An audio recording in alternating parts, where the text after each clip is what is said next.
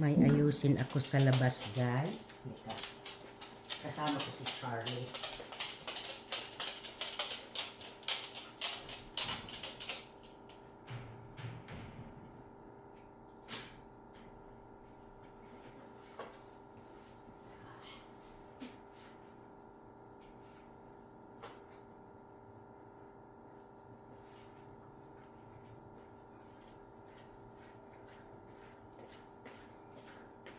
Nasira kasi yung aking ano guys, yung hose.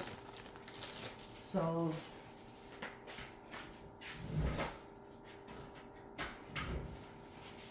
ano ba yan? Ngayon, ang ginawa ko, kasi nag-leak siya. Ang ginawa ko, pinutol ko siya. Ayan. Kasi ito nag-leak. Kahit anong wrap ko ng ano, tape. At maganda pa kasi itong hose ko. Nanood ako ng DIY sa YouTube. Tapos ito, mahal na kasi ang hose guys. Saka matagal na rin ito sa akin, mga over 15 years na ito. At ano, nagpatulong ako sa mama. So ito yung binigay sa akin. Worth $5 something. So, kung mag-work ito, which is talagang mag-work, dapat talaga. Alisin muna natin.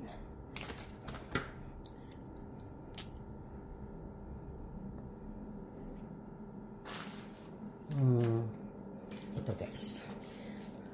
Yun. Pinutol ko na siya. Dinala ko sa, ano, sa Dixie line.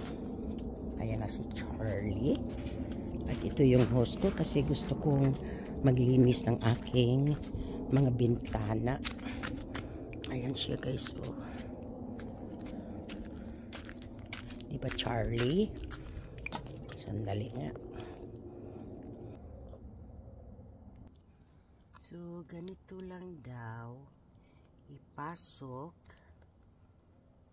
Kasi kung bibili ako guys, mahal din yung hose. Diba? Pasok lang daw yan. Tapos martilyuhin ko daw. Or something. Ayan na siya guys. Tapos ibaon ko lang daw ito. Mahina yung ano natin. Kaya martilyuhin ko na lang kaya.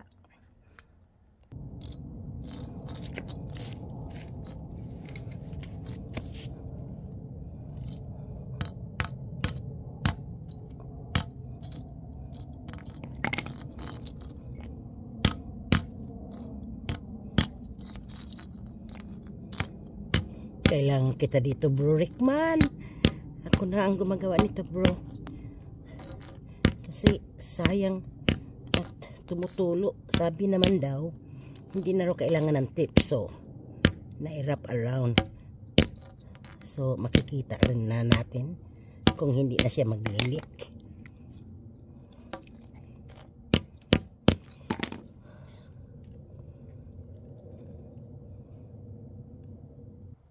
I-try na natin. Kung hindi na ba talaga maglilik. Charlie, huwag mong i-knock down ang ating camera, okay?